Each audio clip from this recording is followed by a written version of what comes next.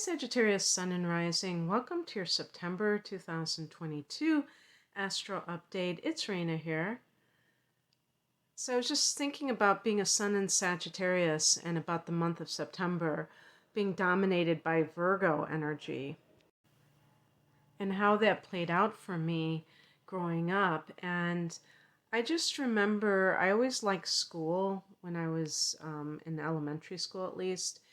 And it felt like that, getting down to brass tacks because Virgo is the ruler of the sixth house and it has to do with organizing your day, kind of your daily habits and your time management, your work, your health matters, just that idea of organizing your life. And so for Sag, this is the 10th house of career. So another earth house besides the sixth house or the second house. So that can, be very good for career matters for sure. And the sun will be here until the 22nd or 23rd, depending on where you live in the world. So that the sun in particular can mean that you're kind of enjoying your day in the sun. 10th house is at the top of the chart, so it can be basking in the glow of whatever it is that you have been accomplishing. Maybe people are looking at you and seeing what you're achieving. And we just had a new moon there in August. I don't like to pretend it was the past when it hasn't happened yet as I've recorded this. So if you're listening before the end of August, this is going to be on the 27th of August that there's a new moon in Virgo. So it will fall in this area, and there can be this sense of achievement of something, or maybe even a new career that you're beginning, and that's taking center stage. Venus is going into this area on the 5th of the month, and Venus is very favorable for money matters. So you might be getting some kind of a raise. And also, the 10th house are authority figures. So people who are movers and shakers. And Venus is very, I was going to say flirtatious, but what I really meant is the sense of being attractive, attracting to you good vibes or regards from other people. And so you may be popular with the public if you have that kind of capacity. And when it comes to just other things, this can be that somebody who's in a position of authority, or maybe more than one person, is pulling strings for you. They want to help you. On the 10th of the month, Mercury goes retrograde. So we're having that Mercury retrograde at 8 degrees, almost 9 degrees of Libra. Libra is a friendly angle to Sag. It's coming from the 11th house of hopes and wishes. So this is also the house of friendships, the internet. So this can be this is the collective, the 11th house, but there's a technology angle to it because Uranus rules technology.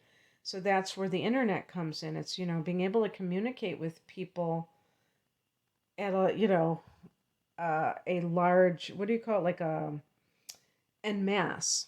Okay. But Mercury is retrograding here. So it's possible that you will hear from an old friend that you haven't talked to in a while. It's possible that maybe this is even an online acquaintance, that somebody contacts you. There might be something, I don't know if the 11th house would be websites in particular, because I know the third house can be internet, like social media. I would imagine that the 11th house could be websites too. So you may have to redo something, or you may have a snafu. Hopefully, the website doesn't just come down altogether, but something you might be just wanting to consolidate your website, change it around, something along those lines, because you're looking at it from the term of your career, because the sun is in that sector. So there might be something that you need to shift around there.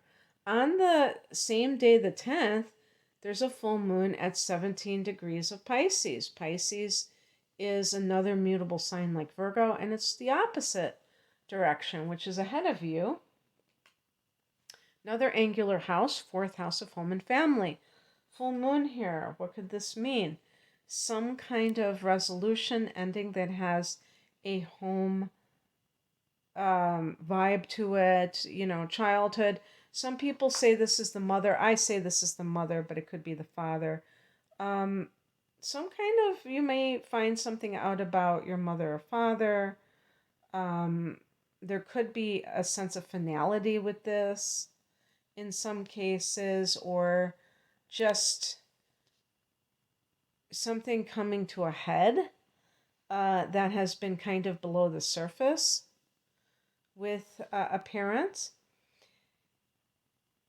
And it's important to note, too, that the 10th house can be the father.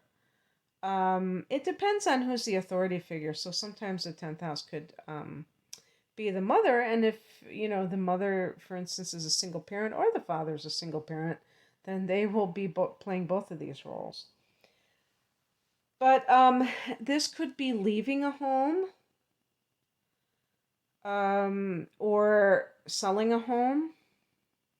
Or it just may be the last straw. You might be like, you know what? Okay, I was on the fence whether I want to stay or go.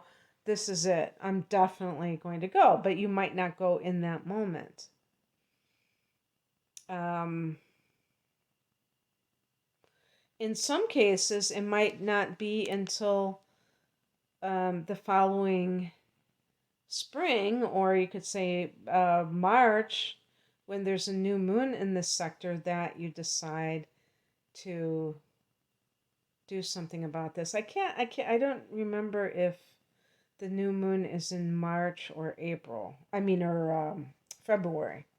Could be in February.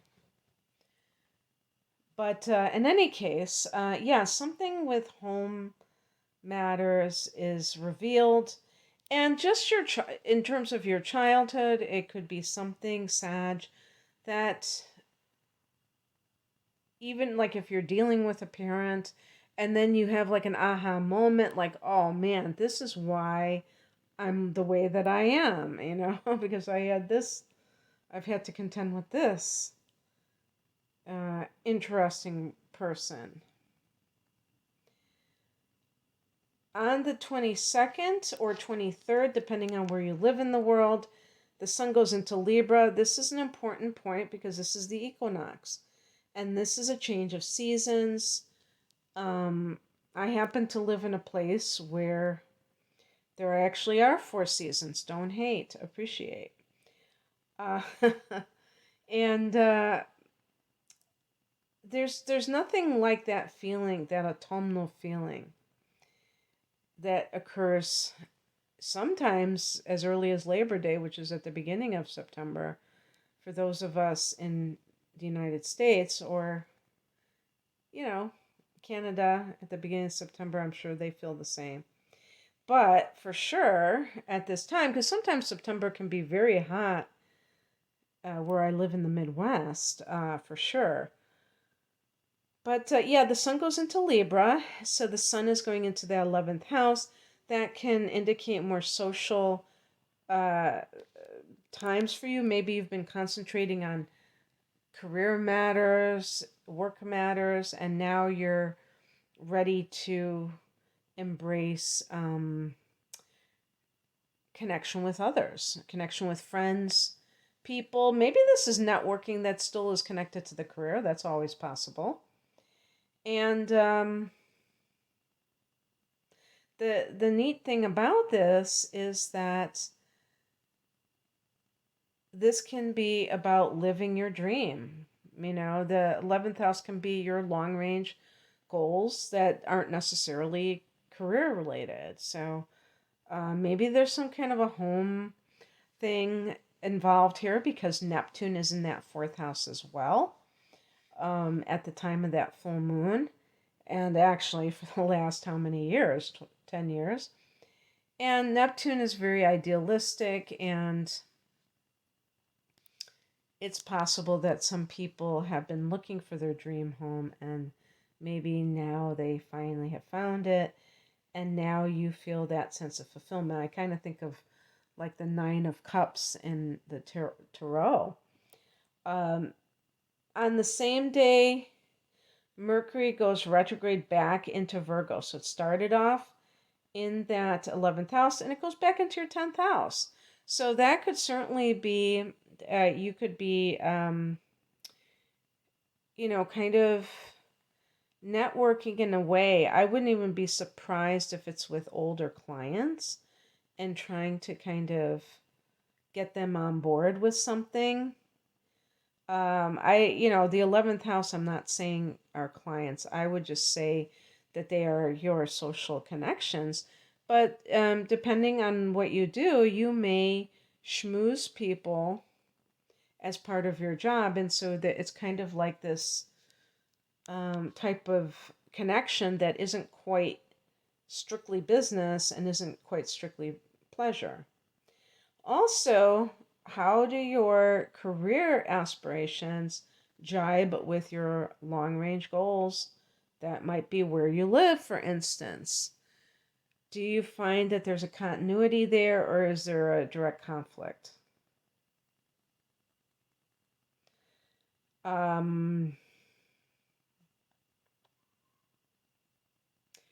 And I think that for some people, especially if you work for yourself and you have to cultivate an online presence, you might be rethinking that. Like rethinking your public image, rethinking, your online footprint. Like, how does that relate? And so, even though I don't normally think of social media as 11th house, I do think of friends in that context. And you may think of your online subscribers or followers as your friends. And how does that play into your public image? On the 25th, we have a new moon at 2 degrees of Libra in that 11th house. So even though this is in the midst of a Mercury retrograde, you're still going to have this new moon here. And all that means is that your goals, your long range goals may be being modified at the moment, and you're kind of rearranging your priorities, and that's all good. It doesn't matter. It doesn't mean that you are not going to reach those goals. It just might mean that you have to tweak them to some degree. On the 29th, Venus goes in there as well. Wow. This is the 11th house is the house of gains. So it's interesting because they're talking about monetarily, but I would say also gains when it comes to, if you're doing things where you're trying to get an online following, that you are befriending people and that is paying off financially. So this may be a time, even during the Mercury retrograde, where you're seeing an increase in activity as it pertains to your goals. And who knows, maybe this is even a pricing issue that you have been underselling yourself, or in some cases, you've been pricing yourself out of a certain market. If you've been charging too much money, it all depends on what you're doing, what your goals are. And all of these things, that's the beauty of working for yourself, managing your own website. You can just change the price whenever you feel like it. And you can adjust to if you sense that your audience is shifting somewhat, you can adjust to that. Venus in the 11th house could have you meeting a love interest through your circle of friends. And so that can be very nice. Or when you're out and about with friends, you just, someone may see you laughing in a group and say, that person looks like a lot of fun, and approach you, and you take it from there. So anyway, that's what I have for you, Sag. I hope that this resonated. If you would like a private reading, I'm promoting my double readings because they are financially a great value. I don't know how to say this. I sometimes it's like I'm thinking, okay, how do I say this? Because it's not like it's on sale, but it is specially priced because you're buying two readings. They're both an hour long. One is a chart analysis. If you've never had a natal chart analysis, I'd love to do it for you. And the second one is important transits of the upcoming 12-month period. So that's always depending on which 12 months are in front of us. This is like a package deal. I have standalone readings. You can find out more information about my readings at the link below. Take care. Bye.